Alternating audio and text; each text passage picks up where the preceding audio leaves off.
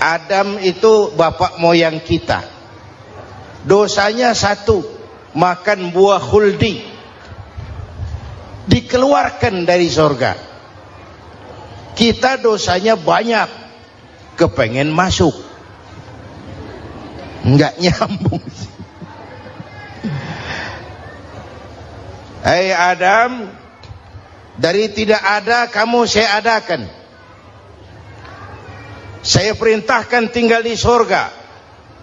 Merasa sepi sendirian, saya ciptakan Siti Hawa supaya kamu tenang. Kamu boleh nikmati semuanya. Ini boleh, itu boleh, ini boleh, itu boleh. Makan, makanlah yang kau mau. Minum, minumlah yang kau suka. Pakai, pakailah yang kau senang. Satu yang saya minta, jangan dekati pohon khuldi. Itu kau tidak sanggup, keluar. Diusir dari surga. Sujud Nabi Adam, kata riwayat 40 tahun sujud, membaca Rabbana zalamna anfusana wa illam taghfir lana wa tarhamna lanakunanna minal. Itu namanya istighfarnya Nabi Adam. Istighfar itu kan mengucapkan astagfirullah, basmalah, membaca bismillah. Jangan kayak teman saya disuruh banyak-banyak baca istighfar, benar-benar dia baca istighfar, istighfar, istighfar. Bukan itu maksudnya. Nah, maka salah satu amalan yang sangat dianjurkan di bulan Muharram ini memperbanyak istighfar. Tidak ada orangnya yang tidak. Ayo jujur, ini yang kumpul di sini semua, ada nggak yang nggak punya dosa? Yang merasa nggak punya dosa, ayo ke depan. Ada? Tidak ada. Setiap kita, entah kecil entah besar, sengaja terlupa, pasti mempunyai yang namanya khilaf dan salah. Dan Allah Tuhan kita bukan Tuhan pendendam. Allah Tuhan kita Tuhan yang ramah dan rahmah. Manusia, dosamu banyak, tapi ampunanku lebih banyak. Salahmu besar, rahmatku jauh lebih besar. Kau sujud di hadapanku, aku bangga melihatnya. Kau menangis di hadapanku, aku senyum melihatmu. Kau berjalan menujuku, aku berlari menyambutmu. Karena itu amalan yang sangat dianjurkan di bulan Muharram ini memperbanyak istighfar. Itu kalau istighfarnya Nabi Adam.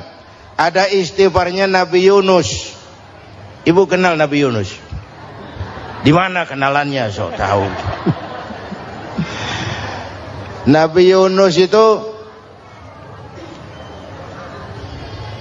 ketika berdakwah kepada kaumnya yang bandel, memberikan peringatan, kalau kalian tidak mau beriman akan turun azab. Kapan Yunus? Akan.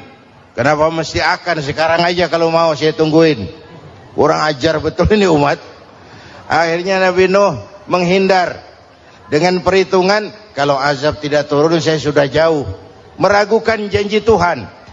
Lalu naik kapal, dinaiki oleh Yunus, kapal mogok. Dicari siapa biang keroknya ini. Diundi, ternyata Yunus. Sampai 3 kali diundi. Dibuanglah Yunus ke dasar laut. Ditelan oleh ikan nun atas perintah Allah. Telan itu Yunus. Jangan pakai dikunyah, rusak urusan. Telan saja, simpan di perutmu. Dibawa oleh ikan nun ke dasar lautan. Itu yang oleh Quran dikatakan bertemulah 3 macam kegelapan. Zulumatun salas. Gelapnya tengah malam, gelapnya di dasar laut, gelapnya di dalam perut ikan. Itu namanya peteng. Mbahnya gelap. Di perut ikan itulah Nabi Nuh sadar akan kesalahannya, meragukan janji Allah, meragukan janji Allah. Ia sujud di dalam perut ikan itu, membaca la ilaha illa anta subhanaka inni kuntu. Itu istighfarnya Nabi Yunus. Dibacakan istighfar begitu, ikan sakit perut, Pak. Di dasar laut kemana mau cari apotik? Dia naik ke permukaan, memuntahkan isi perutnya. Nabi Yunus keluar dengan selamat. Itu pun terjadi pada hari ke-10 bulan Muharram. Istighfar intinya itu. Itu amalan utama bulan Muharram, memperbanyak istighfar. Allah selamatkan Nabi Nuh dari bahtera banjir yang luar biasa, 10 Muharram. Allah selamatkan Nabi Ibrahim dari pembakaran Raja Namruz, 10 Muharram. Setelah Nabi Ibrahim itu menghancurkan berhala-berhala, Abrahat pulang mau ibadah, lihat Tuhannya berantakan, marah besar. Siapa yang menghancurkan Tuhan-Tuhan kita ini? Ada yang lapor, kami lihat Ibrahim. Tangkap. Belum ada bukti, tangkap dulu yang penting, bukti belakangan. Tangkap. Wah, dikerahkanlah aparat, tangkap Nabi Ibrahim, disidang langsung oleh Abrahat, oleh Namruz maksud saya. Ibrahim, kau yang menghancurkan berhala-berhala kami ini, Tuhan-Tuhan kami. Siapa bilang? Ada yang lapor. Saya dengar enggak semua berhala itu hancur. Ada yang paling besar, angkat tangan, saya lihat ada kampak di tangannya. Barangkali yang besar itu iseng tuh, yang kecil-kecil dikampakin. Tanya aja sama dia, kamu gila? Kenapa? Masa kami disuruh nanya berhala? Nggak bisa jawab. Nggak bisa jawab. Lah kenapa disembah? Lebih gila mana sih? Tahu nggak bisa jawab kenapa disembah? Kurang ajar kamu Ibrahim. Bakar, dibakar. Ketika Ibrahim dilempar ke kobaran api yang menggunung, Allah perintah api, ya naru kuni bardan wa salaman ala Ibrahim. Hai api, dinginlah sampean. Api Madura waktu itu, Pak. Hai api, dinginlah sampean, selamatkan Ibrahim. Api tunduk kepada perintah Allah. Ibrahim masuk ke kobaran api, selembar rambut pun tidak terbakar. Kenapa? Apinya tunduk kepada perintah Allah. Kenapa? Karena Ibrahim orang yang takut kepada Allah. Api tunduk kepada perintah Allah. Kalau kita baca ayat itu, masuk ke api, mateng. Sudah hadirin yang saya muliakan, oleh karena itu selamatnya Ibrahim dari pembakaran Raja Namruz itu pun pada 10 Muharram, Yaumul Asyura, hari ke-10 dari bulan Muharram. Imedia. Bapak Ibu hadirin hadirat yang saya cintai, sebagian kecil tentang Nabi Adam, Nabi Ibrahim dan Nabi Yunus, tapi saya belum menceritakan tentang Nabi Nuh tadi. Mengulang kaji. Nabi Nuh salah seorang rasul yang masuk ulul azmi, 5 besar. Karena memang perjuangannya menggambarkan satu usaha yang ulet dan luar biasa. Beliau diberi umur 950 tahun. Lalu berdakwah selama 900 tahun. Sore, pagi, siang, malam, dapat pengikut tidak lebih 80 orang. Rata-rata 10 tahun satu. Kalau saya minta berhenti aja jadi nabi, Pak. Ustadz mana masih mau buka pesantren? 10 tahun buka pesantren, yang nyantri cuma satu. Pedagang mana yang masih mau dagang? 10 tahun dagang, yang beli satu. Pimpinan partai mana yang masih mau kampanye? 10 tahun buka partai, yang nyoblos satu. Bangkrut. Umatnya bandel, kurang ajar, durjana, bajingan, tengik. Umatnya Nabi Nuh ini kalau diceramahi, telinganya ditutup dengan tangannya. Nabi Nuh akhirnya rekes. Tuhan, siang malam saya berdakwah kepada umat ini. Tiap kali saya sampaikan dakwahmu, mereka tutup telinganya dengan tangannya. Alergi dengar ceramah. Apa itu ceramah? Non profit.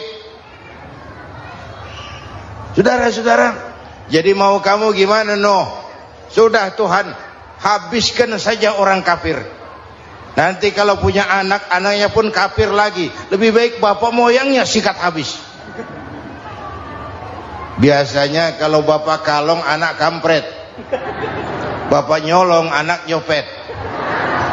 Fotokopi gimana aslinya? Hampir habiskan saja. Itu mau kamu Nuh? Iya. Oke.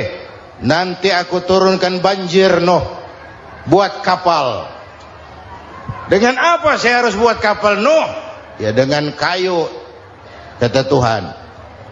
Kayunya dari mana Tuhan? Ya dari pohon Nuh. Pohonnya belum ada Tuhan. Ya tanam dulu Nuh. Bikin kapal kayunya nanam pohon. Apa artinya? Perjuangan perlu kesabaran. Sukses itu ada prosesnya. Nggak bisa simsalabim abracadabra lalu kita mau sukses. Semua ada prosesnya. Walaupun kenyataannya begitu. Sukses banyak bapaknya, gagal itu yatim. Kalau kita sukses banyak yang ngakuin. Yang baru ketemu pakai manggil encing. Ketemu baru. Tapi sukses banyak bapaknya. Gagal yatim, nggak ada yang mau ngakuin kalau kita gagal itu. Udah bikin kapal dengan kayu di tengah kampung, bikin kapal ini. Bayangkan di tengah kampung bikin kapal. Orang kafir makin menjadi-jadi. Lihat Nuh, kenapa? Makin sarap. Bikin kapal di tengah kampung mau belayar kemana? Tuh lihat, kalau orang nggak tahu tujuan, mountain setengah jalan. Proses yang dinilai bukan finalnya. Ya kayak gitu kesimpulannya. Saya enaknya sendiri. Bikin kapal. Kapal mendekati selesai. Ini orang kafir rame-rame datang ke kapal Nuh. Mau apa? Buang najis. Sakit perut berangkat ke kapal Nabi Nuh. Nongkrong. Dapat 2-3 tumpuk pulang. Penuh lantai kapal dengan najis manusia. Inilah perjuangan. Bukan jalan raya lurus bertabur bunga di kanan kirinya. Banyak ondak dan duri, fitnah, caci maki, antipat, segala macam. Nuh. Ada orang tua dasar kafir, kurang ajar, sudah stroke berangkat juga ke kapal Nuh. Mau buang najis, pincang-pincang digotong orang. Selesai buang najis dia bangun mau pulang, pegangan tiang kapal terpeleset jatuh di atas tumpukan najis. Terjadi keajaiban, yang stroke-nya sembuh, lumpuhnya hilang, berangkat digotong-gotong pulang, jalan gagah sekali. Tapi orang kampungnya heran, ente sudah sembuh? Sudah. Berobat di mana? Kok begitu paten? Di kapal Nuh. Masih banyak.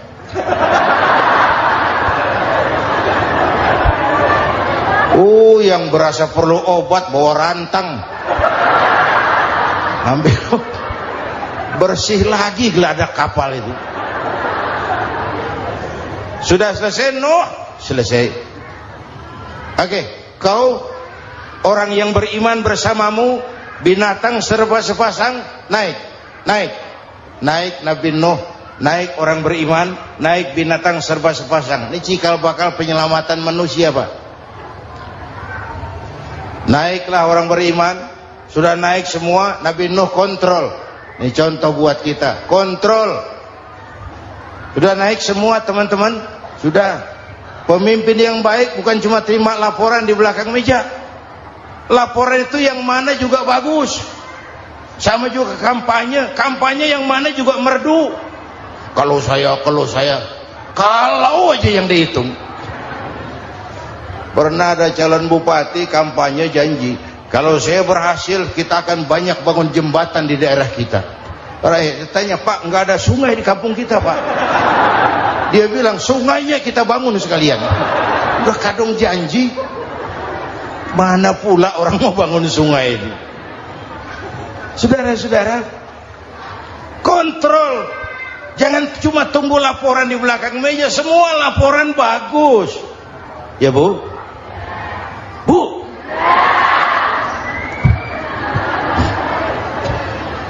Nabi Nuh kontrol.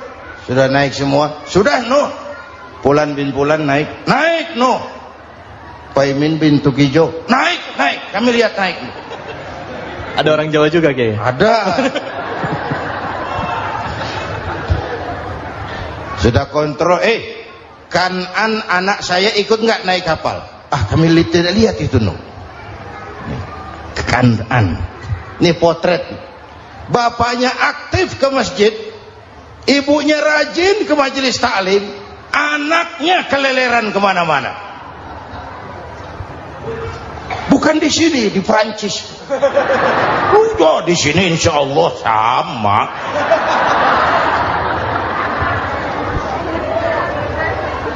Nuh karena sayang anak, Nuh karena cinta anak, Nuh karena tanggung jawab anak, cari naik ke atas kapal. Lihat Kanan, anak saya, nggak lihat Nuh. Turun ke ruang bawah, periksa lagi. Mang, ayah Kanan di dia. Jamaah Tasik ini rupanya di tangan. Tuh ayah mang. Ayah ke mana ya budak ini? Turun ke bawah, tanya lagi. Ono Kanan to? Ora nano ora ketok. Rombongan Jawa Tengah. Naik ke atas buritan. Dari buritan kelihatan ternyata Kanan tidak ikut naik kapal, kumpul di darat bersama orang kafir. Ini potret kita sekarang. Kumpul sama orang kafir, hanyut anak-anak kita, ditelan budayanya orang kafir, ditelan tradisinya orang kafir, ditelan pergaulannya orang kafir. Nuh karena sayang anak dari atas manggil. Dalam Quran dijelaskan itu. Karena Nabi Nuh di atas, Kanan di bawah, teriak, ya bunayyar kam ma'ana. Begitu dalam Quran ayatnya. Cuma bang ini pakai gaya memanggil supaya kelihatan kegambar, kira-kira Nuh manggilnya begitu. Ini namanya gaya dakwah Pak. Kalau ceritanya datar nggak menarik. Maka Nuh memanggil Kanan, ya bunayyar kam ma'ana. Kata yang dengar, ini gaya orang manggil, ya bunayyar kam ma'ana. Kanan kesini nak, naik kapal sama papi. Kata Kanan di bawah itu, nggak mau papi, John di sini saja. Kata Nuh, jangan nak, Allah sedang murka, akan turun banjir. Kalau datang banjir papi, sa'awi ila jabalin ya'simuni minal ma', saya akan naik ke gunung tinggi yang bisa menyelamatkan saya dari banjir. Kanan naik ke gunung, gunung dihantam banjir, Kanan mati sampai sekarang. Yang kelima, Nabi Musa, kisah Muharramnya ini.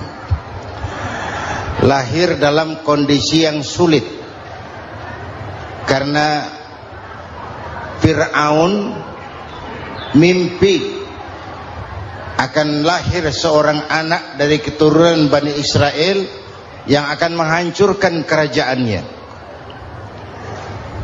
Kata Fir'aun, sudah lahir belum anaknya? Belum.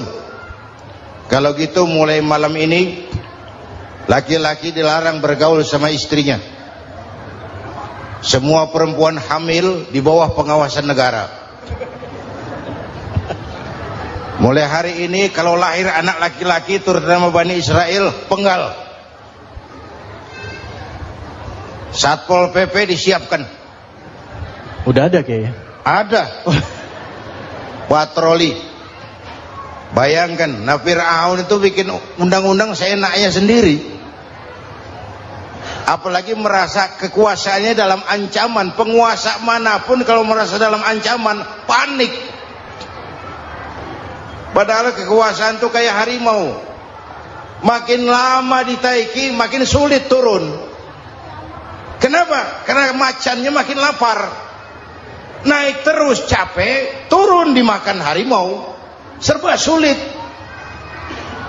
Saudara-saudara, kalau kita mau belajar dari Pak Harto, saya melihat kekurangan Pak Harto cuma satu, terlambat berhenti.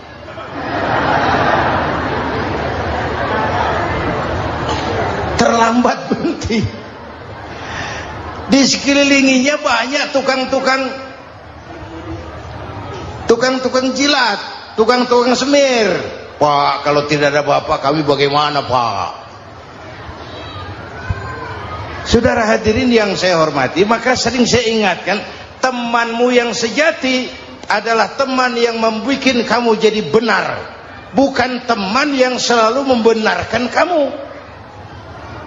Berapa banyak pejabat-pejabat hancur karena selalu dibenarkan oleh lingkungannya.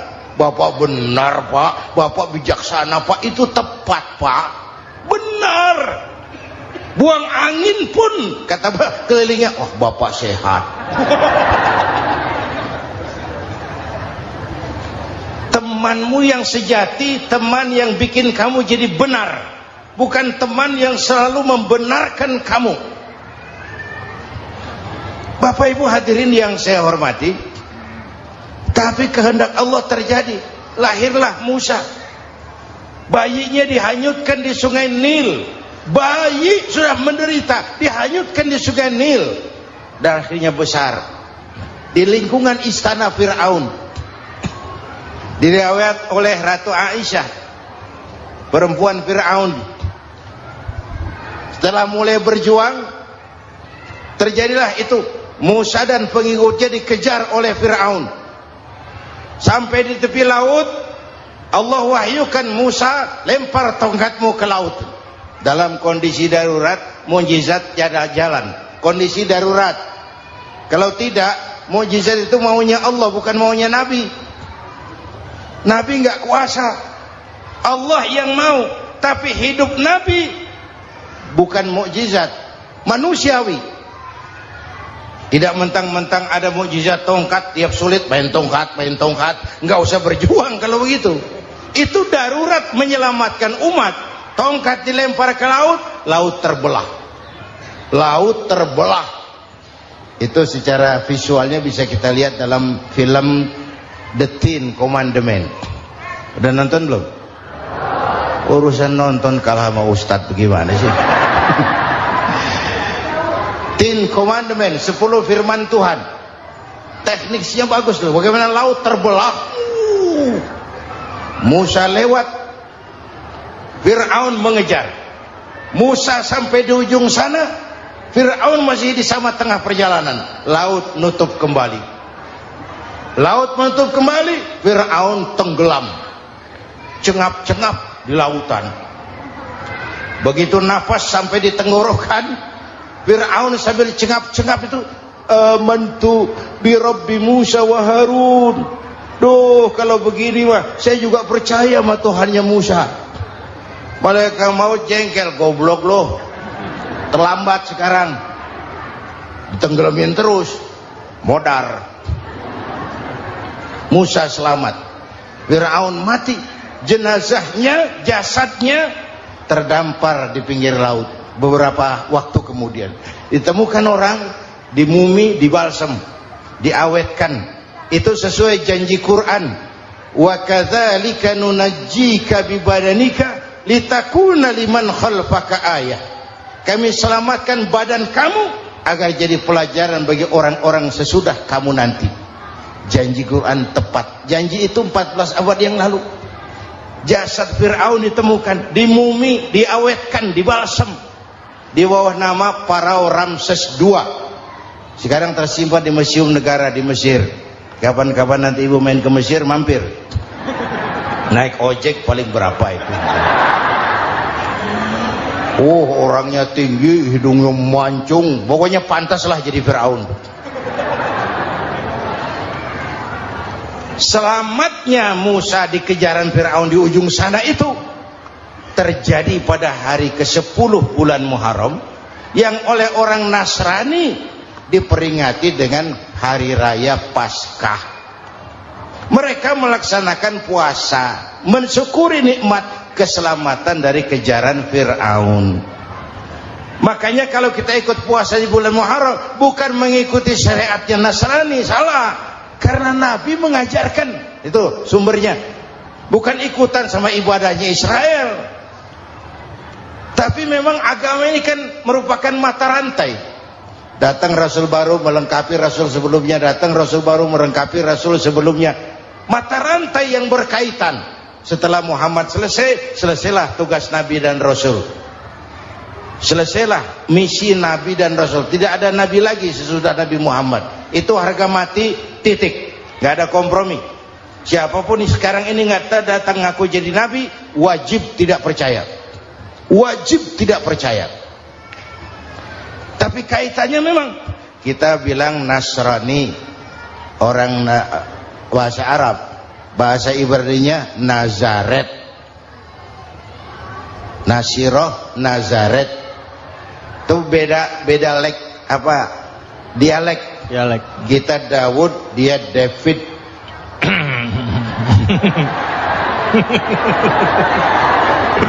Ibrani. Kita Ali, dia Alek. Kita Sulaiman, dia Solomon. Kita Camat, dia Comot. Ini yang ngomong ini comot sembarang. Media. Bapak dan Ibu jamaah yang saya cintai, pertanyaan pertama, hijrah qalbiyah. Ada hijrah badaniyah, hijrah fisik yang dilakukan Nabi dan sahabat dari Mekah ke Madinah. Itu hijrah badaniyah. Ada hijrah qalbiyah, hijrah hati. Dan ini yang kita perlukan sekarang. Karena refleksinya akan membias kepada alur kehidupan. Kalau hati kita mau berhijrah, fisik akan ngikuti. Hijrah dari tempat, dari malas ibadah menjadi rajin ibadah. Hijrah dari maksiat kepada yang ma'ruf, dari berpecah belah menjadi bersatu. Hijrah seperti itu yang sangat kita perlukan. Apalagi masyarakat ini paternalistik. Kita harus hijrah mental sekarang ini. Maka yang disampaikan tadi benar. Seorang ketua MK siap mengundurkan diri kalau terbukti anak buahnya terlibat suap. Itu walaupun siap, tapi sudah angin segar buat rakyat. Bahwa masih ada banyak insya Allah pejabat kita yang punya harga diri. Walaupun ada juga pejabat kita yang muka tembok, kulit badak, kuping kebo. Muka tembok, kulit badak, kuping kebo. Biasanya kalau kereta api tabrakan di negara-negara maju, Menteri Perhubungannya mundur. Di kita petugas palang pintu dipecat. Jauh sekali menteri sama petugas palang pintu. Yang benar-benar diadili yang krocok-krocok, kopral-kopral itu. Padahal hadisnya jelas, ar-rashi wal murtashi finnar. Yang nyuap dan yang nerima suap, dua-duanya neraka. Kasus potret belakangan ini, yang nerima suap, yang diuber, yang nyuap aman. Yang nyuap aman, yang korupsi pajak dikecil-kecilin, yang ngemplang pajak aman. Padahal ngemplang pajaknya triliunan. Padahal dia sudah dikasih fasilitas oleh negara mengelola sumber daya alam negara yang artinya milik rakyat. Dia harus bayar pajak, uang pajaknya dikumpulkan bagi sebesar-besar kemakmuran rakyat. Itu tindakan merugikan rakyat. Karena itu betul, saya setuju, hijrah qalbi yang perlu kita lakukan sekarang. Hijrah hati. Kita ini bangsa Indonesia, seperti timnas. Timnas sekarang anak-anak muda sudah berani pakai baju PSSI. Iya. Kenapa? Menang. Coba kalau kalah terus, nanti menang.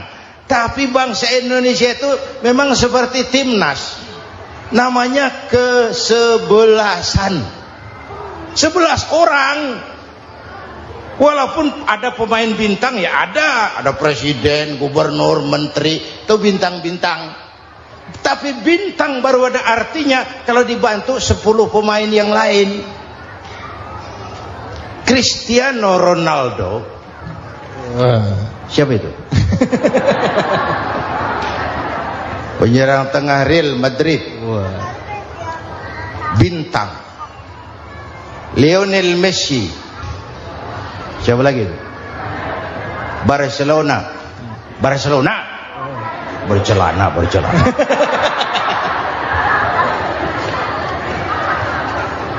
Michael Rooney, bintang Manchester United. Ronaldo baru bintang, Messi baru bintang kalau ada 10 pemain yang lain. Bagaimanapun hebatnya Cristiano Ronaldo, kalau sendirian lawan satu kesebelasan, babak belur. Itulah kita, bangsa Indonesia. Kita satu kesebelasan, harus saling memperkuat. Ada bangsa kita ini yang jadi jaksa, ada yang jadi hakim, ada yang jadi polisi. Itu posisi penyerang tengah, kiri luar, kanan dalam, back, striker, kiper, posisi. Tapi sadar kita satu kesebelasan, Bung. Jangan bikin gol ke gawang sendiri.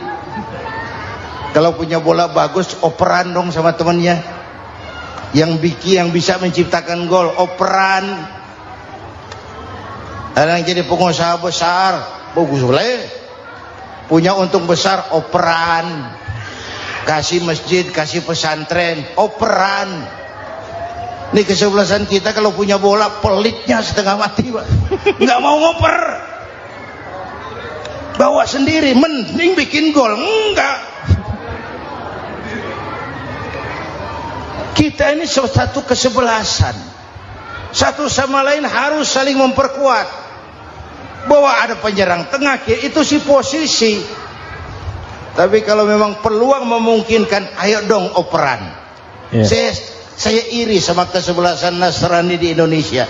Mereka kalau punya bola, operannya cakep. Gereja cepat selesai, rumah sakit Kristen cepat selesai. Kenapa? Operannya bagus. Kita ini kalau punya bola bawa sendiri, nggak mau ngoper, maka masjid nggak selesai-selesai, madrasah banyak yang bocor, rumah sakit Islam kalah bersaing. Kenapa? Operannya berat. Ayo menyadari kita ini timnas, satu kesebelasan.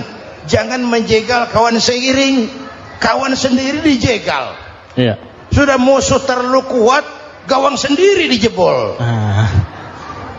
Akhirnya terbalik kita ini.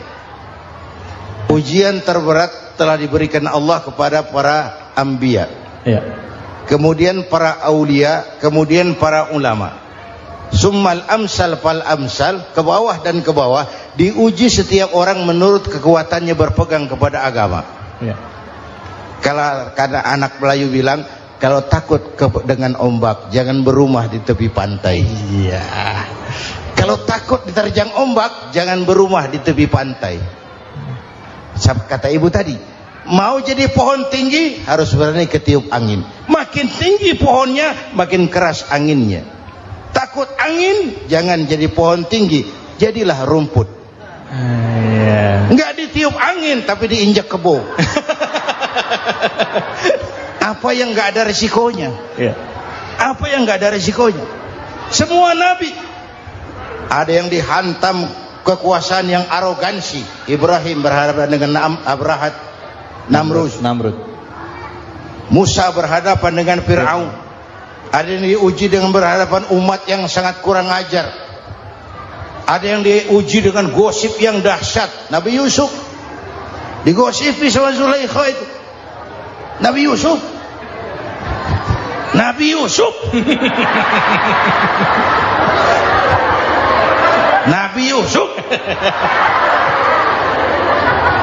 Yang namanya gosip itu kan menyebarkan keburukan orang. Kalau benar saja hukumnya ghibah. Kalau salah hukumnya fitnah.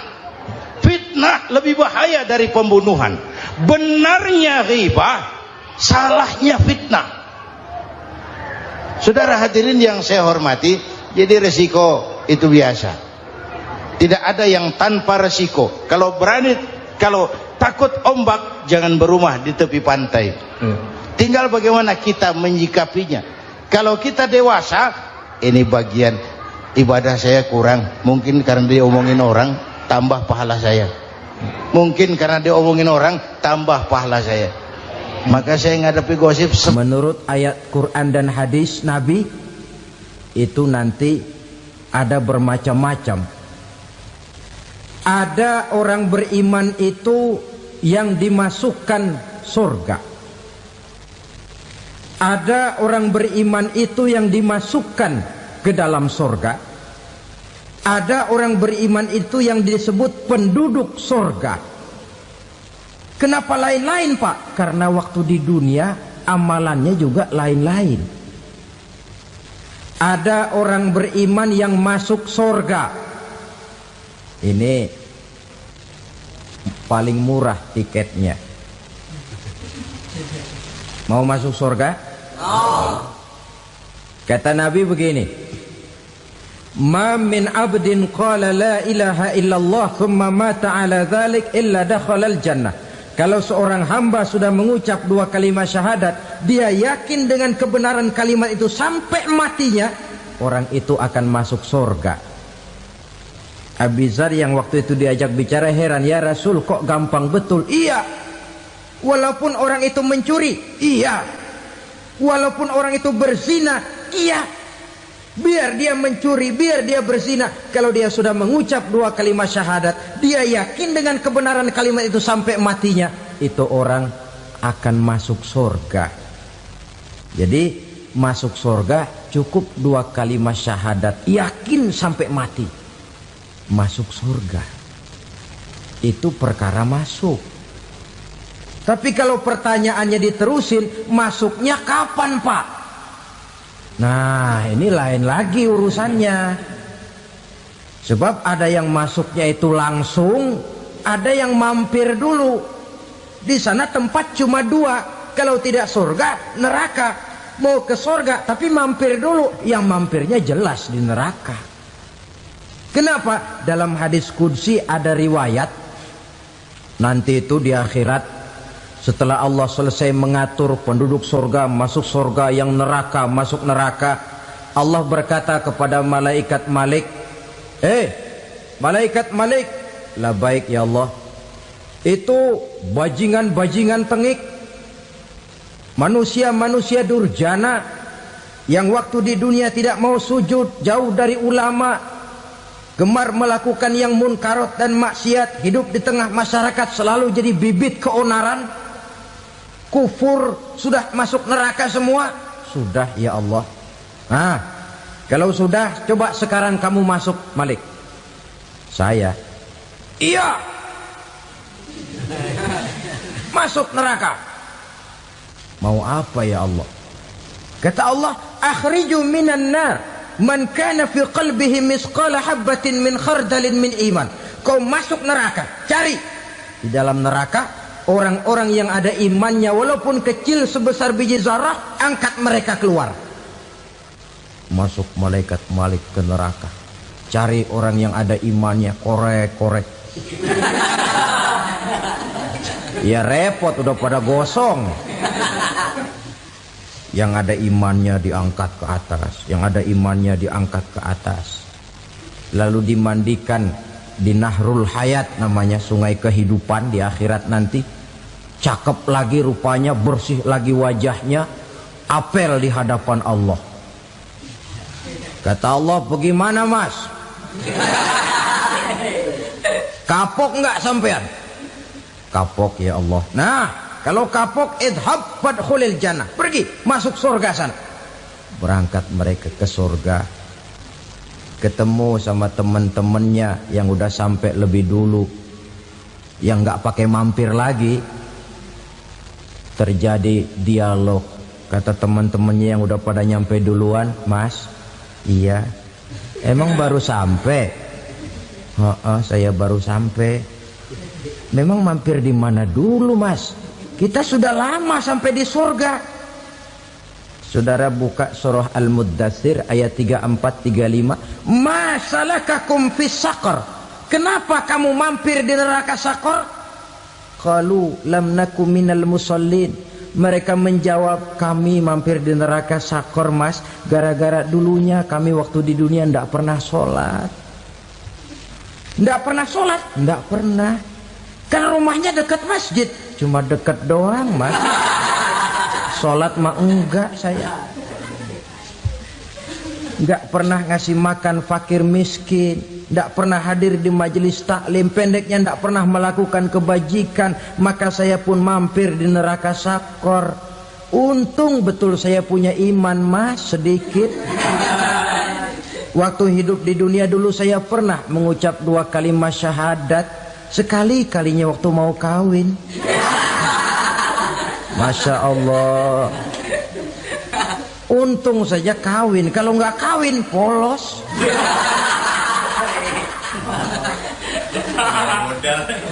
Itu juga pengulu sudah setengah mati ngajarin. Asyhadu alla, asyaduaan, asyaduaan.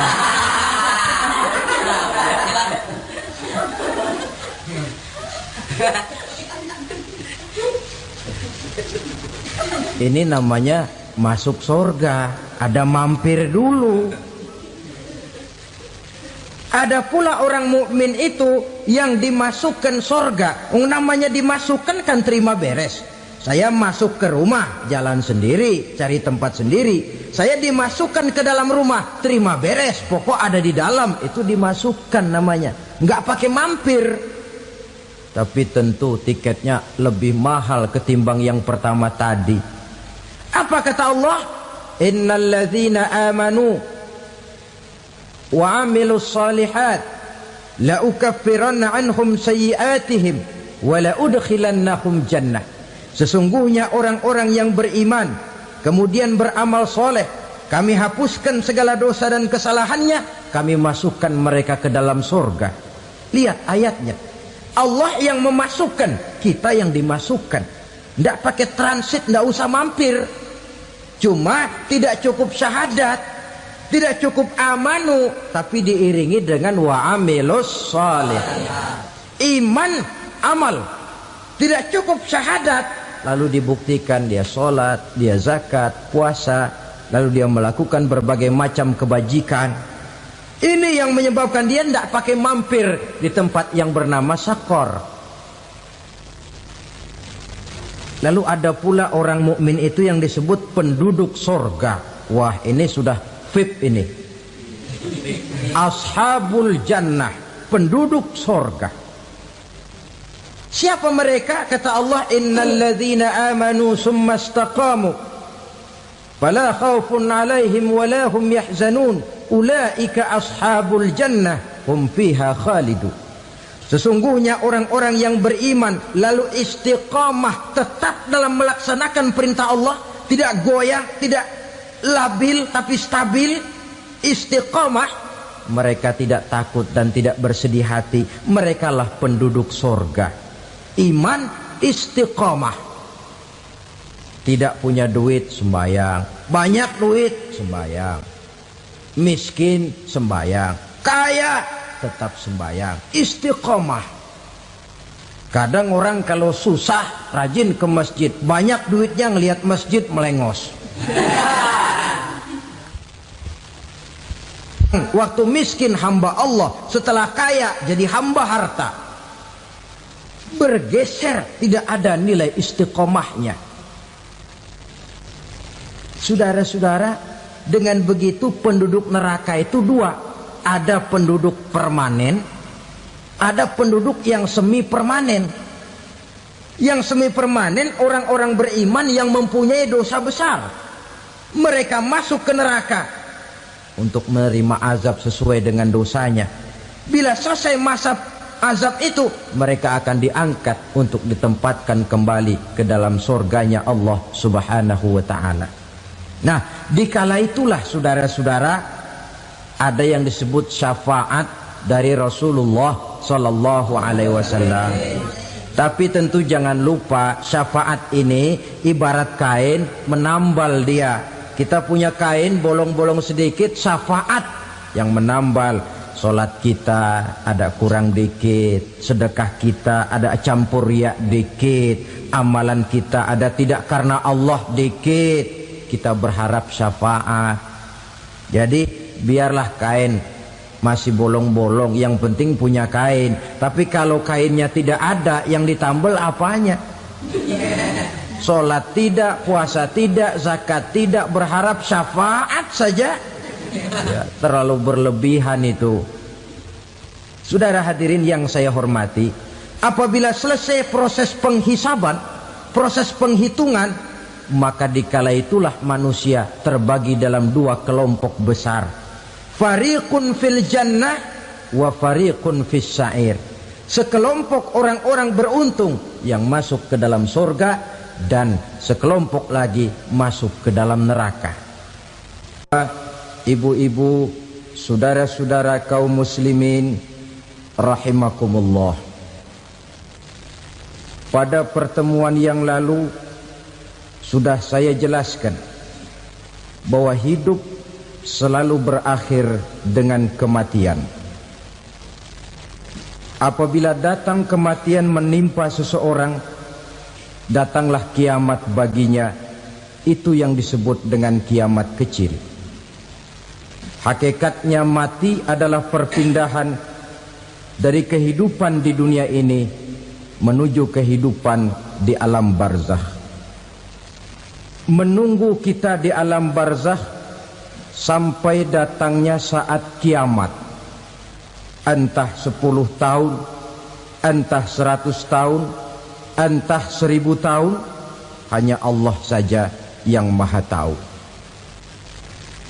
Adapun orang-orang beriman yang melakukan amal kebajikan dalam kehidupan di dunia ini, masa penantian yang lama di alam barzakh buat mereka sebentar saja. Tetapi bagi orang-orang kafir yang ingkar, yang tidak beriman kepada Allah, yang hidup di dunia cuma menumpuk-numpuk dosa, tentu penantian di alam barzakh akan merupakan waktu yang sangat lama. Bukankah dalam kehidupan kita waktu itu memang relatif? Contoh misalnya, bagi pemuda-pemudi yang sedang duduk asyik memadu cinta, waktu 4-5 jam saja rasanya cuma 4-5 menit. Tenggelam oleh keasikan. Tapi buat orang yang berbaring di rumah sakit, meratap di balik-balik apa itu tembok derita kata lagu, di balik dinding-dinding penjara, sehari bagai seminggu, seminggu rasa sebulan, sebulan boleh jadi rasa setahun. Penantian yang sangat lama. Kapan kiamat itu akan datang? Ini rahasia Allah. Jangankan kita yang orang awam, baginda Nabi sendiri tidak diberitahu oleh Allah kapan kiamat itu akan terjadi. Tetapi sungguh pun demikian, banyak hadis-hadis yang menjelaskan ciri atau tanda-tanda datangnya kiamat. Nah, kalau sudah bicara soal tanda, tanda kiamat itu ada dua. Pertama yang disebut alamatus sughra, tanda-tanda kecil. Ini waktunya masih ada tenggang. Ada yang dinamakan alamatul kubra, tanda-tanda besar. Artinya kiamat sudah diambang pintu. Apa tanda-tanda kecil dari datangnya hari kiamat itu? Misalnya kata Nabi, apabila ilmu sudah diangkat oleh Allah. Artinya apabila ulama sudah banyak wafat, minat orang belajar agama berkurang, lalu kebodohan nampak merajalela di mana-mana, zina dikerjakan secara terbuka, minuman-minuman keras jadi kebanggaan, itu termasuk di antara tanda-tanda kecil terjadinya hari kiamat. Apalagi misalnya iza waladatil ammatu rabbataha, apabila budak sudah melahirkan tuan. Apa maksudnya? Ada yang mentafsirkan apabila anak sudah bisa membudaki orang tuanya. Orang tua yang melahirkan dia, yang membesarkan dia, demi setelah si anak besar jadi orang berpangkat, bertitel, berharta, berkedudukan, jadilah orang tua itu budaknya.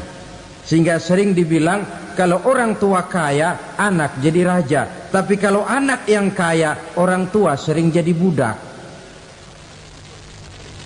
Apalagi munculnya fitnah yang bergelombang, timbul perang antara dua bangsa yang besar, waktu berjalan terasa sangat pendek sekali. Itu merupakan tanda di antara tanda-tanda kiamat. Termasuk di dalamnya sulit membedakan mana laki, mana perempuan. Kan kalau tanda-tanda kayak begini sekarang sudah banyak kita lihat kan. Ulama banyak wafat, penggantinya sulit. Zina dikerjakan berterang-terangan, minuman keras jadi kebanggaan, banyak anak membudaki orang tuanya, sulit membedakan mana laki mana perempuan. Kadang-kadang dari belakang kita lihat perempuan bener, begitu kita colek nengok jenggotan.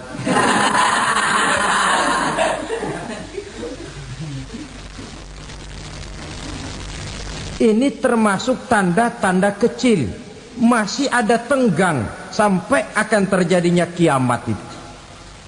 Nah, yang dimaksud dengan tanda-tanda besar, ini tanda besar artinya kiamat sudah di ambang pintu. Pertama, matahari terbit dari sebelah barat. Apabila matahari sudah terbit dari arah sebelah barat, tertutuplah sudah pintu taubat.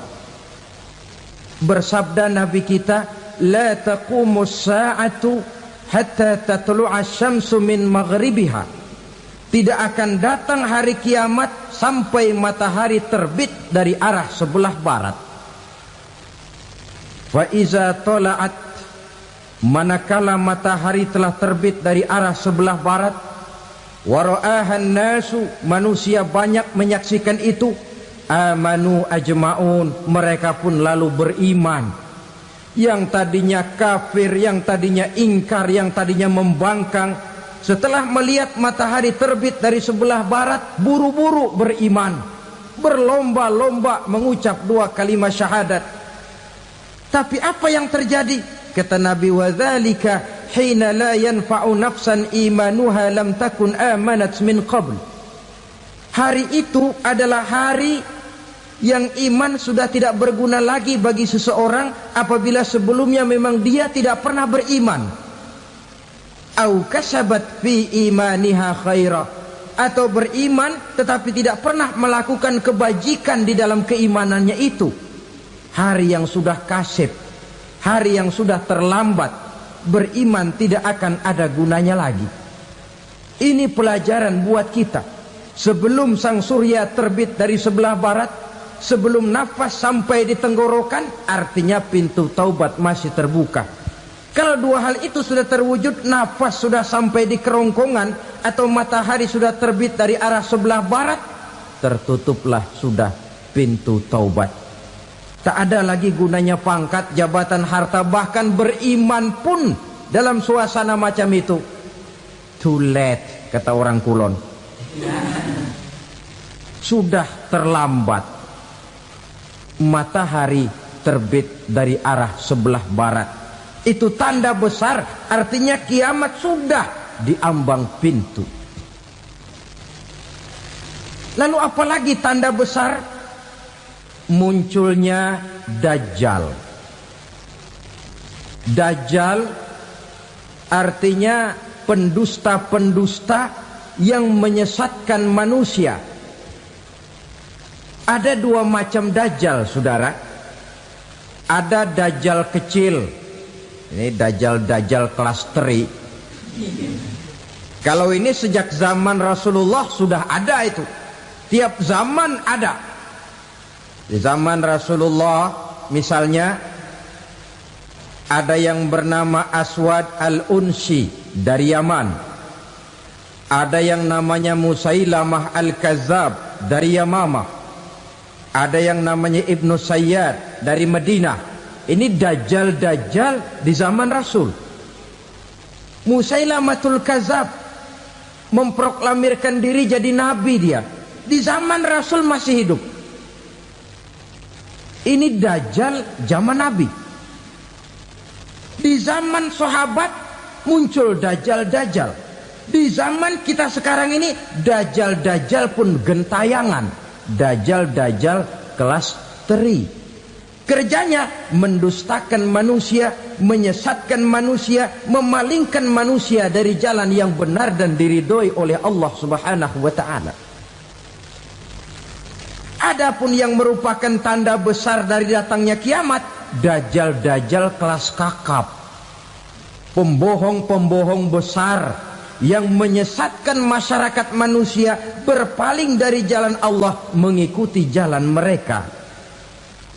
Apa sih ciri dajjal itu? Kata Nabi dalam hadis Bukhari Muslim, innad dajjala, sesungguhnya yang namanya dajjal itu yakhruju, satu saat akan muncul mendekati hari kiamat.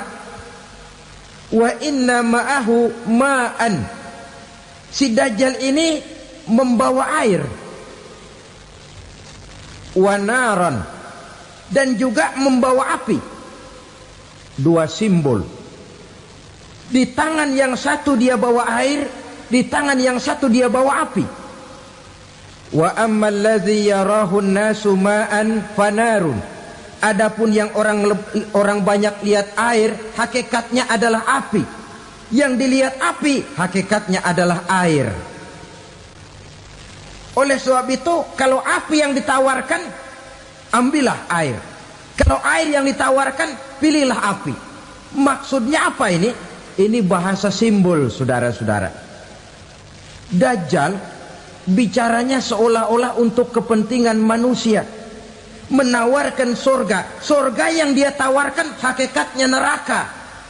Hai manusia, kalau kau mau bahagia, jangan dekat-dekat dengan agama. Solat itu tidak efektif dan efisien, tidak produktif dari segi ekonomi itu. Menghadiri majelis taklim cuma buang-buang waktu. Tahajud, tasbih, tahlil, baca Quran, apa itu? Pekerjaan mubazir saja. Hidup ini cuma sekali, masa yang cuma sekali, manfaatkan dengan sebaik-baiknya. Mumpung, dibawanya sifat mumpung tetapi dalam pengertian yang sangat negatif. Bicaranya seolah-olah untuk kepentingan manusia, tetapi sebenarnya menjerumuskan manusia.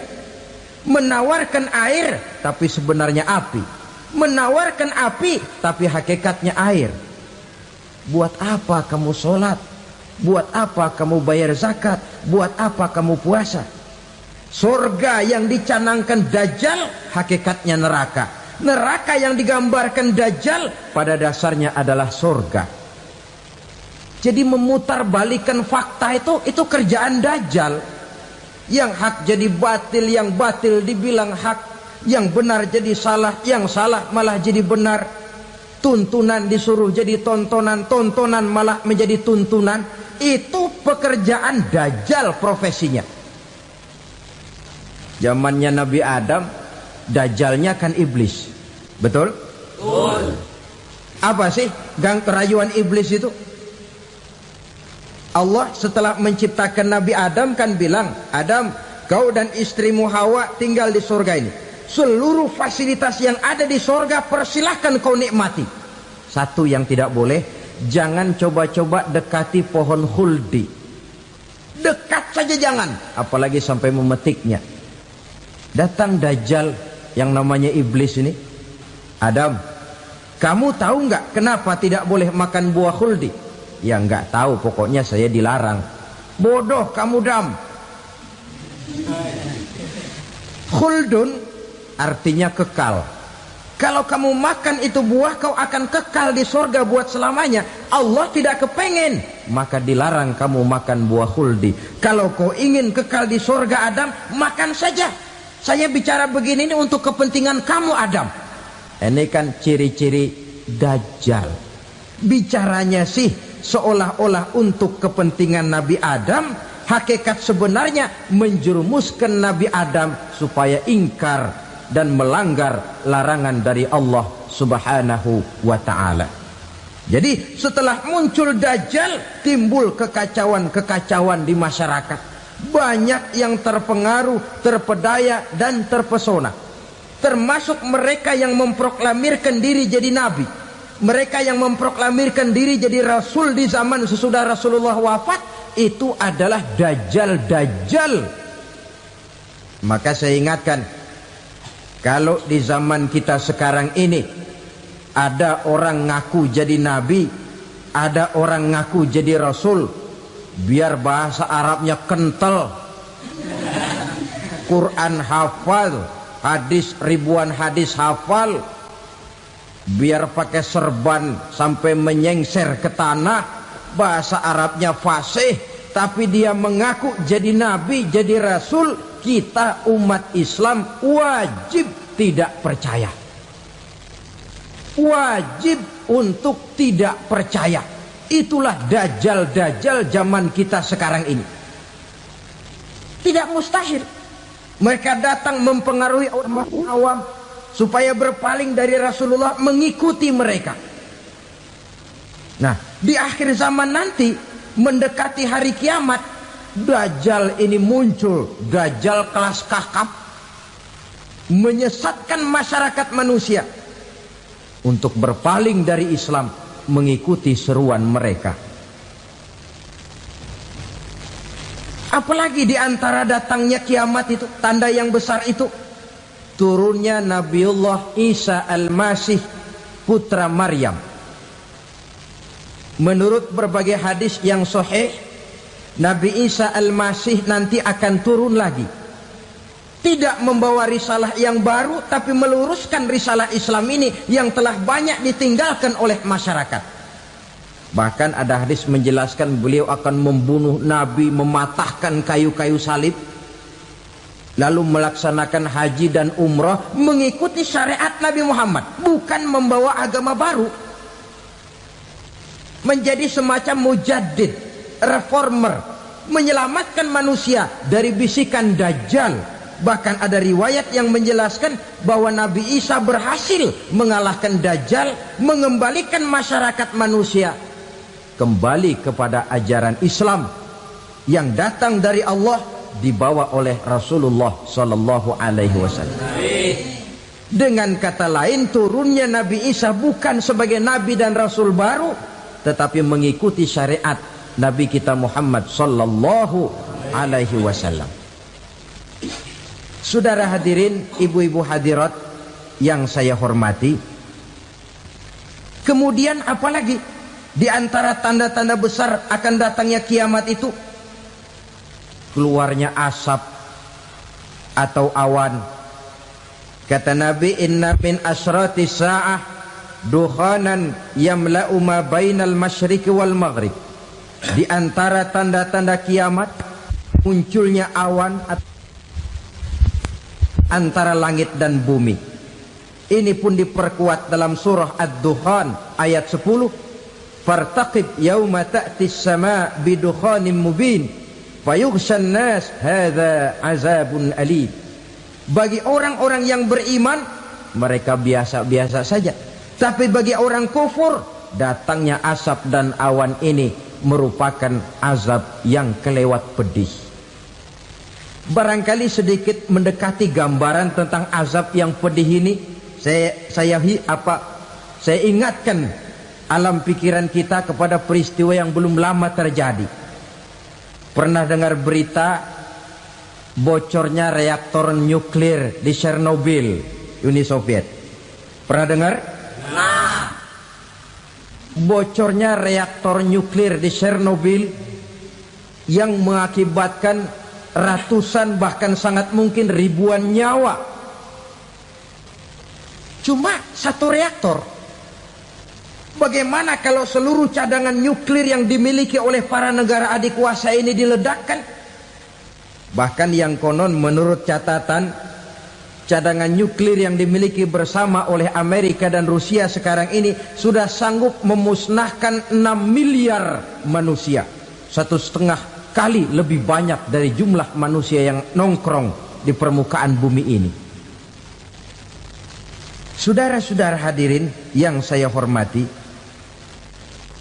lalu saat mendekati hari kiamat, apalagi tandanya? Setelah Nabi Isa wafat, pada saat turunnya yang kedua kali, lalu Allah meniupkan angin sejuk. Semua orang-orang beriman, orang-orang baik wafat, sehingga penghuni bumi ini cuma tinggal lagi terdiri dari orang-orang kafir. Tidak ada lagi di bumi ini yang bisa mengucapkan Allah. Sehingga dalam hadis qudsi itu ada keterangan, Innallaha azza wa jalla yaqulu li Israfil. Allah pernah pesan kepada malaikat Israfil. Kata Allah, Israfil, Iza sami'ta qailan yaqul Allah Allah fa akhirin nafah 40 sanatan ikraman liqailiha. Hai Israfil, apabila kau dengar di permukaan bumi masih banyak orang yang mengucapkan Allah Allah, maka tunda sangkakala kiamat itu 40 tahun. Untuk apa? Ikraman liqailiha, menghormati orang yang mengucapkan Allah Allah itu. Wah, jadi karena sekarang masih banyak yang mengucapkan Allah, besar hatilah kita, masih jauh kiamat itu. Tapi jangan lupa, kiamat pribadi, kiamat kecil itu yang nggak kita sangka-sangka. Ajal datang mencabut nyawa, itu kiamat pribadi, dan itu yang pasti kita hadapi, dan itu yang membuat kita tidak boleh bersikap main-main di dalam kehidupan sekarang ini. Saudara hadirin yang saya hormati, tidak ada lagi orang-orang muslim. Seluruh penduduk dunia ini kafir. Lalu terciptalah struktur sosial yang berlandaskan prinsip hidup semau gue. Bakal terjadilah prinsip di mana yang kaya menyantap yang miskin, yang kuat menindas yang lemah. Hidup sudah bagaikan di rimba belantara, berlaku hukum rimba. Siapa yang kuat dia yang menang, siapa yang lemah menjadi mangsa. Timbul kekacauan, maksiat merajalela, munkarat menjadi-jadi, sehingga isi bumi ini penuh dengan segala macam perbuatan dosa. Tidak ada perlunya lagi alam diperpanjang temponya. Datang saat yang sudah dijanjikan oleh Allah Azza wa Jalla, maka terjadilah yang disebut kiamat kubra, kiamat besar, kiamat ancur-ancuran. Bagaimana kejadian ini dimulai? Dalam surah Az-Zumar ayat 68, Allah Subhanahu wa taala berfirman, "Wa nufikha fis-suri fasa'iqa man fis samawati wa man fil ardi illa man sya'allahu." Maka manakala ditiuplah sangkakala, terkejutlah seluruh yang ada di langit dan seluruh yang ada di bumi. Bila saat kiamat datang, Allah perintah malaikat Israfil, Israfil, tiup sangkakalamu. Ditiuplah sangkakala oleh malaikat Israfil. Yang akibat daripada tiupan itu, seluruh yang ada di langit, seluruh yang ada di permukaan bumi terkejut. Yang ada di langit siapa? Malaikat kan. Bayangin aja kalau malaikat kaget, apalagi kita. Terkejut seluruh makhluk yang ada di bumi, yang ada di langit mendengar suara sangkakala itu. Bunyinya tidak sanggup kita bayangkan dahsyatnya. ledakan nuklir, ledakan neutron, belum apa-apa ketimbang bunyi sangkakala malaikat Israfil ini. Nah, lalu mendengar bunyi sangkakala ini, gemparlah makhluk, kacaulah alam. Bumi gempa, planet-planet bertabrakan, gunung meletus, air laut tumpah ke darat, angin topan bertiup, halilintar menyambar. Lalu semua yang bernama hidup mati total. Mati bareng tanpa persiapan. La haula wala quwata illa billah. Saya kadang-kadang dalam tafakur bermohon, ya Allah, mudah-mudahan saya nggak nemuin kiamat beneran. Ngeri. Tidak bisa kita bayangkan macam apa suasana seperti itu. Allah saja banyak memberikan gambaran, misalnya Al-Qari'ah, wa mal qari'ah, wa ma adraka mal qari'ah. Kejadian yang menggemparkan. Tahukah kamu apa kejadian yang menggemparkan itu? Yauma yakunun nasu kal farasil mabsus wa takunul jibalu kal ihnil manfus. Pada saat itu manusia berterbangan bagai kupu-kupu. Gunung berterbangan seperti kapas ditiup angin. Gunung saja macam kapas, konon lagi manusia. Kematian total, mulai semut sampai gajah mati, jin mati, iblis mati, malaikat mati. Oh, malaikat saja mati. Saudara hadirin yang saya hormati, kematian total yang tanpa persiapan.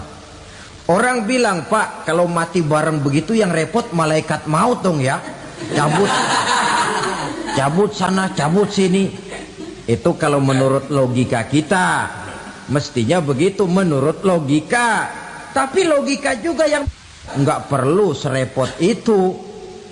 Sebab untuk mematikan listrik di wilayah DKI, di wilayah Jakarta, nggak perlu tiap rumah didatengin, matiin, ya lama.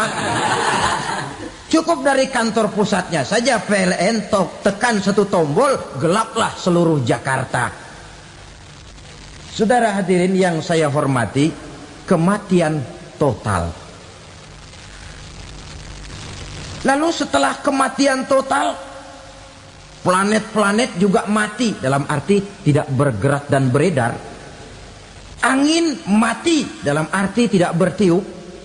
Air mati, dalam arti tidak ada riak gelombang. Pokoknya semua mati. Kullu nafsin za'iqatul maut, semua yang bernafas mati. Dalam ayat lain, kullu man 'alaiha fan, semua yang ada di permukaan bumi fana. Yang kekal cuma Allah Subhanahu wa ta'ala. Yang paling belakang mati malaikat maut dan malaikat Israfil. Tapi mati juga sesuai dengan janji Allah. 10 lamanya. Tidak dijelaskan oleh Abi Hurairah 40 jam, apa 40 hari, apa 40 tahun. Hadis-hadis cuma menyebutkan 40 saja. Sunyi alam, yang tinggal cuma Allah saja lagi. Ketika itu Allah berseru-seru, katanya, limanil mulkul yauma, siapa para penguasa hari ini? Mana itu raja-raja dan penguasa yang dulu mengaku jadi Tuhan? Fir'aun, mana Fir'aun sekarang? Yang dulu jadi raja, merasa berhasil, sombong, lalu tidak mau turun-turun dari kekuasaannya, sampai kepada puncak kekurang ajarannya mengangkat diri jadi Tuhan. Mana itu Fir'aun? Namrus, mana sekarang Namrus? La ilaha illa ana, ternyata tidak ada Tuhan lain selain daripada aku, kata Allah. Proses kemudian, saudara-saudara, turunlah hujan dari langit. 40 lamanya hujan itu. Tidak jelas juga 40 jam apa 40 hari. Setelah air turun membasahi, datanglah tiupan sangkakala yang kedua. Semua yang bernama mati bangkit dari kuburnya masing-masing. Ini yang disebut Yaumul Ba'thi, hari kebangkitan. Allahu Akbar. Pada saat kita bangkit dari kubur kita masing-masing, kumpul di padang mahsyar namanya. Bayangin aja, saya sendiri nggak sanggup bayangin. Manusia sejak zaman Adam sampai zaman kiamat kumpul bareng di tempat sama. Berapa banyaknya itu?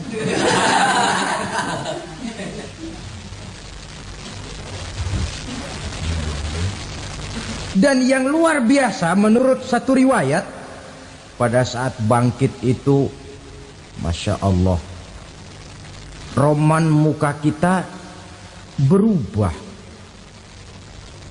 disesuaikan dengan amalan kita waktu di dunia ini. Barang siapa yang waktu di dunia amalannya itu amalan tikus, di akhirat nanti dia bangkit dari kubur, mukanya seperti muka tikus. Gagah betul badannya, tapi mukanya seperti tikus. Kenapa? Amalannya waktu di dunia seperti amalan tikus.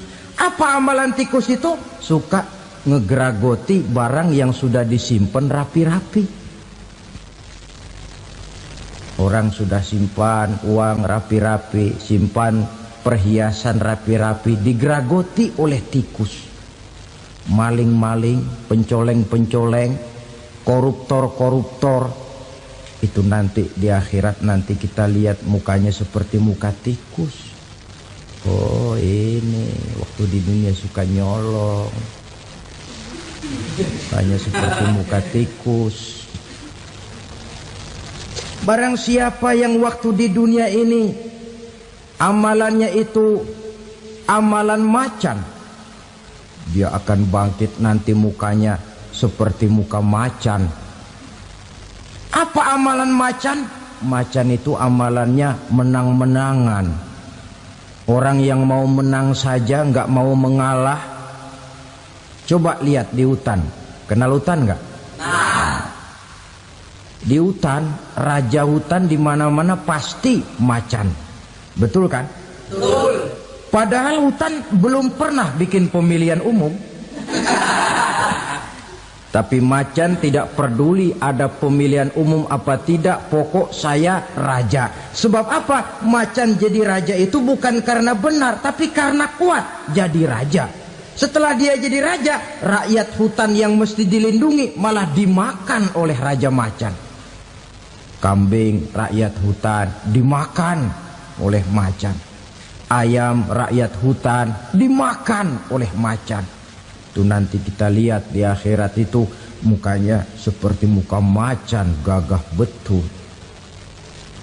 Lalu barang siapa yang di dunia ini amalannya itu seperti amalan anjing, nanti dia punya muka seperti muka anjing. Apa amalan anjing? Pertama, anjing itu kalau disuruh jaga rumah, dia tidak bisa membedakan mana maling mana tamu. Biar yang datang maling kalau bawa tulang, anjing kalem. Yang kedua, anjing itu akan setia kepada siapa saja yang memberinya roti. Siapa yang memberinya roti, itulah majikannya. Apa kata majikannya, pasti dia laksanakan. Soal benar atau salah, dia tidak peduli. Setelah anjing dapat roti, dia tidak punya pilihan lain kecuali bilang, abdi mah kumaha juragan wae ayeuna mah.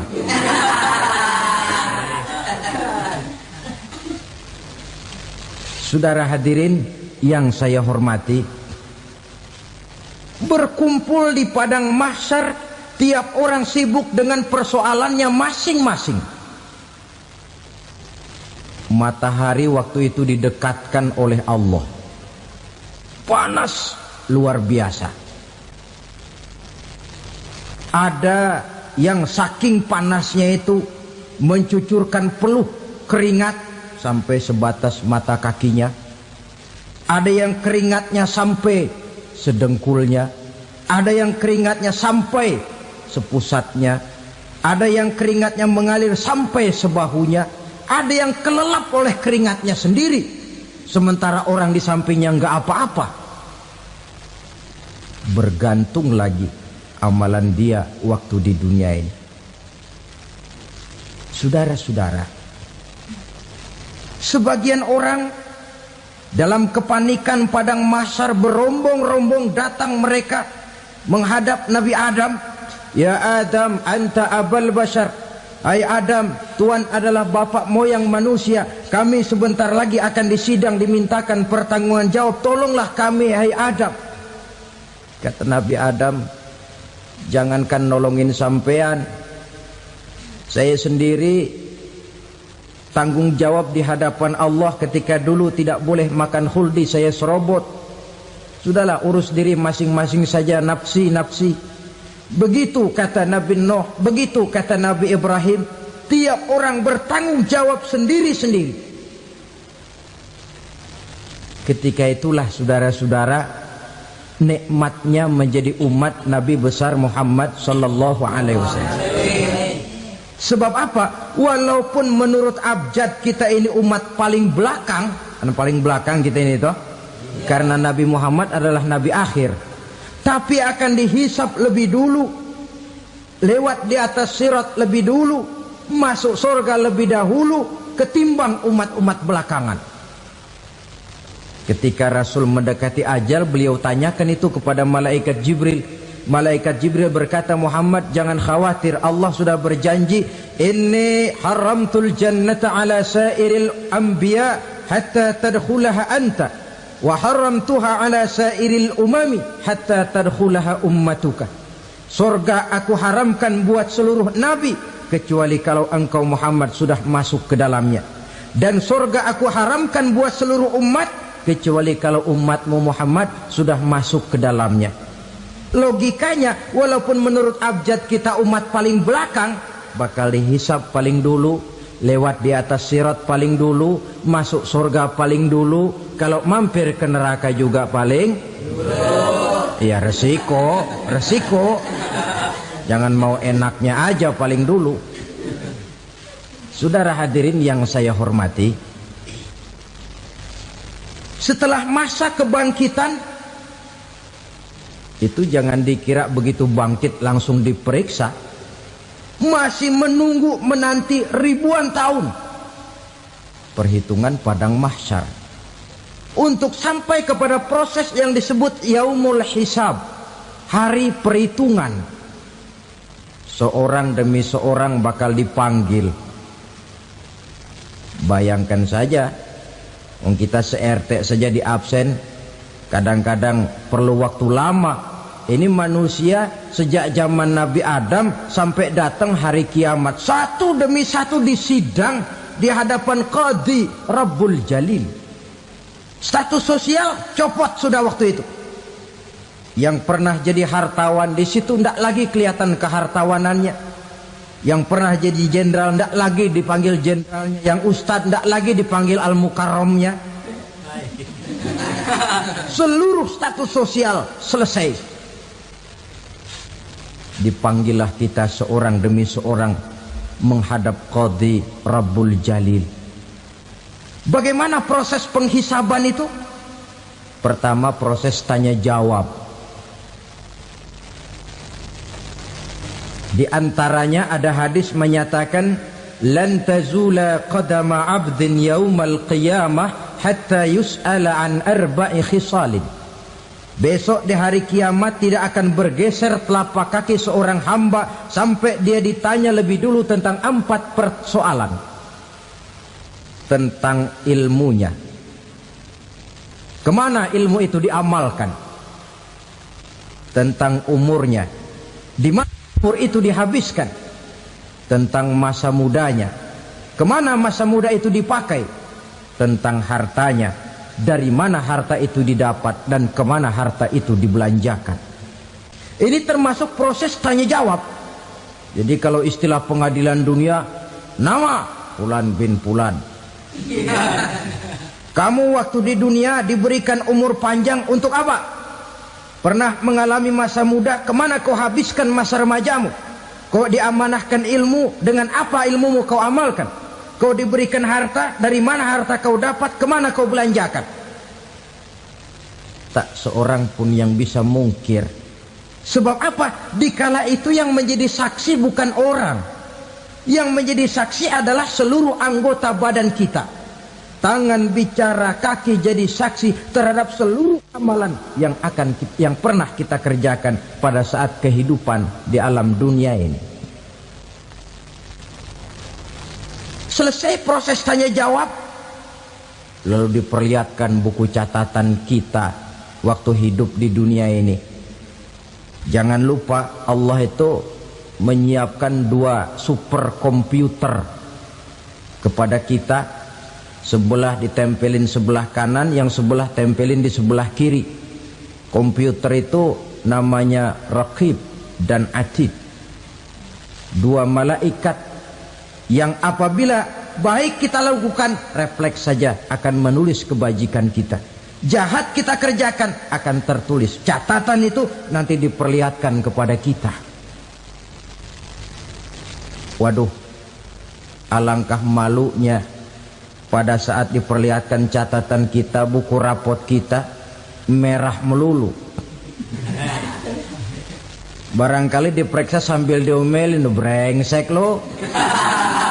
Buku merah melulu begini, bagaimana waktu hidup di dunia?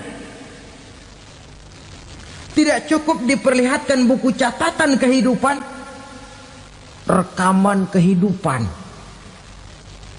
Rekaman kehidupan kita secara utuh sejak terlahir sampai ajal datang merenggut nyawa. Barangkali mirip dengan video sekarang ini, di mana terekam dengan baik seluruh kegiatan kita sejak yang sekecil-kecilnya sampai kepada yang sebesar-besarnya. Untuk kemudian kita pun menerima balasan. In khairan fa khairun wa in syarran fa syarrun. Kalau baik ya baik balasannya, kalau jahat ya jahat juga balasannya. Catatan-catatan kita diberikan. Kalau banyak kebajikannya diberikan di tangan kanan dengan cara yang halus. Kalau banyak kejahatannya diberikan dari sebelah kiri atau dilempar dari belakang. Itulah sebabnya sejak di dunia ini kita sudah mohon kepada Allah. Ketika berwudu membasuh tangan kanan, apa kita bilang? Allahumma a'tini kitabi biyamini wa hasibni hisaban yasira. Ya Allah, berikan saya kitab di tangan kanan, dan kalau saya memang perlu dihisap, hisaplah saya yang seringan-ringannya. Tangan kiri berlindung kita kepada Allah. Jangan sampai diberikan kitab di tangan kiri atau dari arah sebelah belakang. Wa a'udzubika an tu'tiya kitabi bishimali aw min wara'i zuhri, dari arah sebelah belakang. Na'udzubillah min dzalik. Setelah selesai lewat proses penghisaban, lewat mizan, timbangan, maka yang sudah selesai dihisab itu bergeraklah menuju sirat, jembatan yang terbentang menuju surga melalui neraka. Saudara-saudara, panjangnya perjalanan sirat itu memakan waktu ratusan tahun. Tetapi orang yang lewat di atas sirat pun macam-macam, bergantung amalannya ketika di dunia ini. Ada yang lewat di atas sirat itu kal barqil khatib, seperti kilat yang menyambar, lep, sudah sampai dia di surga. Cepat bukan main. Ada yang lewat di atas sirat itu seperti orang lari-lari. Ada yang lewat di atas sirat itu seperti orang jalan biasa. Ada yang sambil merangkak, ada yang sambil ngesor, ada yang sambil gelayutan, ada yang selamat sampai ke ujung ke surga, ada yang tergelincir jatuh masuk ke dalam neraka, bergantung amalannya dalam kehidupan di dunia sekarang ini. Tiap kita akan melewati yang namanya sirat ini. Saudara-saudara kaum muslimin yang saya hormati,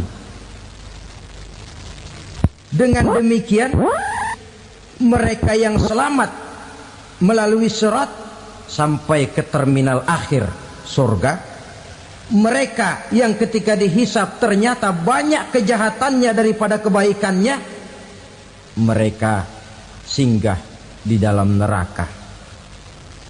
Nah, adapun orang-orang yang beriman menurut ayat Quran dan hadis Nabi itu nanti ada bermacam-macam. Ada orang beriman itu yang dimasukkan surga. Ada orang beriman itu yang dimasukkan ke dalam surga. Ada orang beriman itu yang disebut penduduk surga.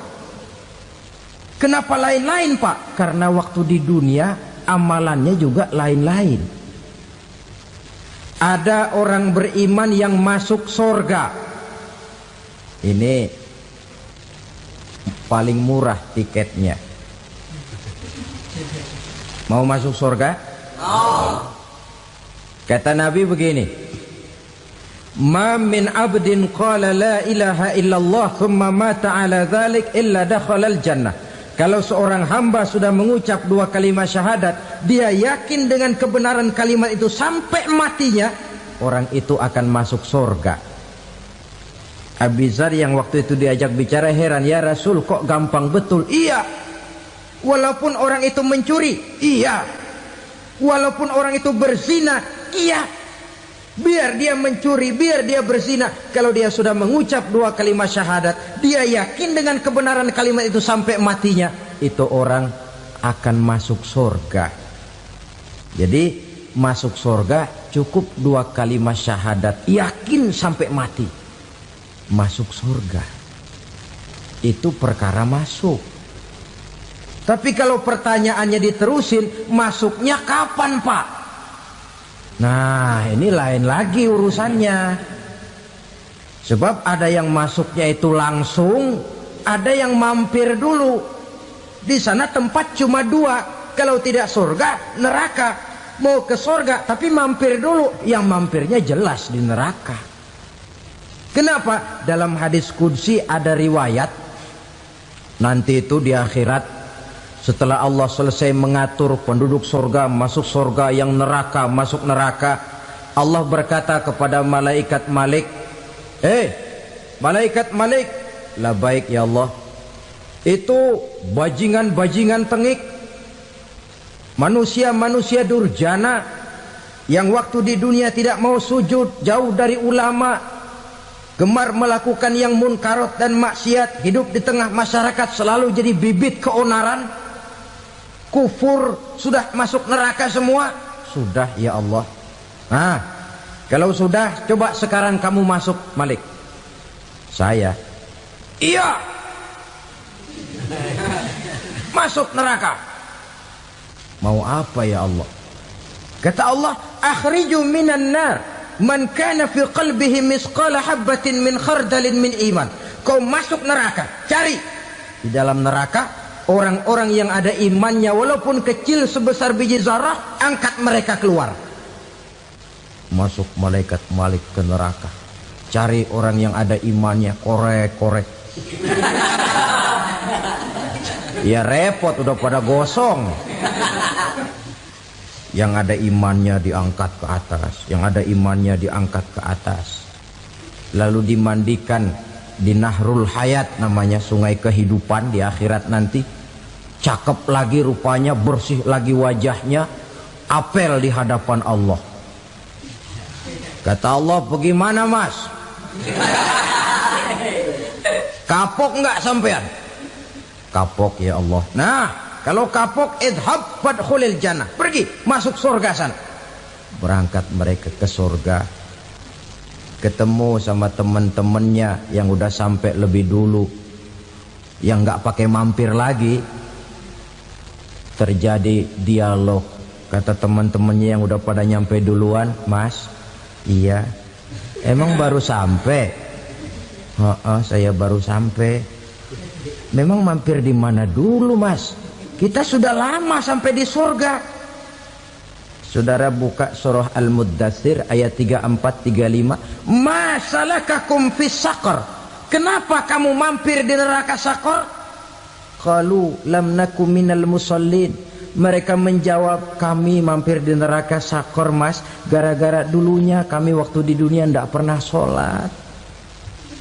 Tidak pernah sholat? Tidak pernah. Kan rumahnya dekat masjid.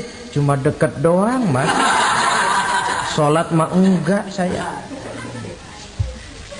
Enggak pernah ngasih makan fakir miskin, enggak pernah hadir di majelis taklim, pendeknya enggak pernah melakukan kebajikan. Maka saya pun mampir di neraka Saqar. Untung betul saya punya iman, Mas, sedikit. Waktu hidup di dunia dulu saya pernah mengucap 2 kalimat syahadat. Sekali-kalinya waktu mau kawin. Masya Allah. Untung saja kawin. Kalau nggak kawin polos.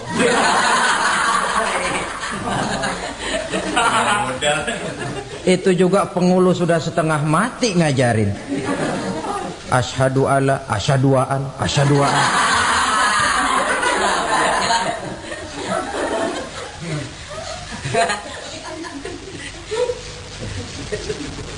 Ini namanya masuk surga, ada mampir dulu. Ada pula orang mukmin itu yang dimasukkan surga. Namanya dimasukkan kan terima beres. Saya masuk ke rumah, jalan sendiri, cari tempat sendiri. Saya dimasukkan ke dalam rumah, terima beres, pokok ada di dalam, itu dimasukkan namanya. Nggak pakai mampir. Tapi tentu tiketnya lebih mahal ketimbang yang pertama tadi. Apa kata Allah? Innal ladzina amanu wa amilus salihat la ukaffiranna anhum sayyi'atihim wa la udkhilannahum jannah.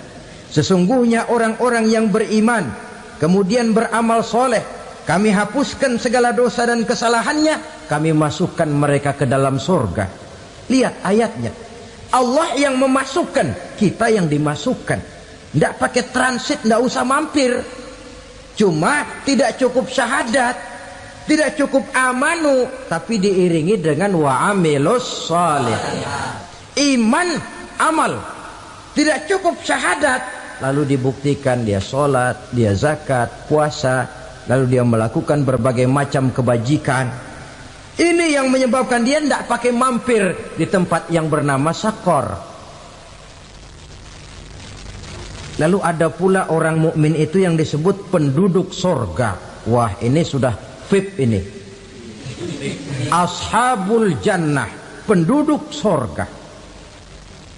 Siapa mereka? Kata Allah, innal ladzina amanu summa istaqamu fala khaufun 'alaihim wala hum yahzanun ulaika ashabul jannah hum fiha khalidun.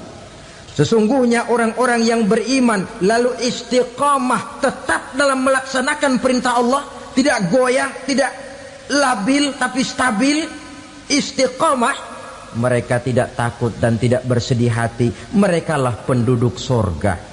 Iman, istiqamah. Tidak punya duit, sembahyang. Banyak duit, sembahyang. Miskin, sembahyang. Kaya, tetap sembahyang. Istiqamah. Kadang orang kalau susah rajin ke masjid, banyak duitnya ngelihat masjid melengos. Waktu miskin hamba Allah, setelah kaya jadi hamba harta. Bergeser, tidak ada nilai istiqomahnya. Saudara-saudara, dengan begitu penduduk neraka itu dua. Ada penduduk permanen, ada penduduk yang semi permanen. Yang semi permanen orang-orang beriman yang mempunyai dosa besar. Mereka masuk ke neraka untuk menerima azab sesuai dengan dosanya. Bila selesai masa azab itu, mereka akan diangkat untuk ditempatkan kembali ke dalam surganya Allah Subhanahu wa ta'ala. Nah, dikala itulah saudara-saudara, ada yang disebut syafaat dari Rasulullah Sallallahu Alaihi Wasallam. Tapi tentu jangan lupa, syafaat ini ibarat kain menambal dia. Kita punya kain bolong-bolong sedikit, syafaat yang menambal. Solat kita ada kurang dikit, sedekah kita ada campur riak dikit, amalan kita ada tidak karena Allah dikit, kita berharap syafaat. Jadi biarlah kain masih bolong-bolong, yang penting punya kain. Tapi kalau kainnya tidak ada, yang ditambal apanya? Solat tidak, puasa tidak, zakat tidak, berharap syafaat saja. Ya, terlalu berlebihan itu. Saudara hadirin yang saya hormati, apabila selesai proses penghisaban, proses penghitungan, maka dikala itulah manusia terbagi dalam dua kelompok besar. Fariqun fil jannah wa fariqun fis sa'ir. Sekelompok orang-orang beruntung yang masuk ke dalam surga, dan sekelompok lagi masuk ke dalam neraka.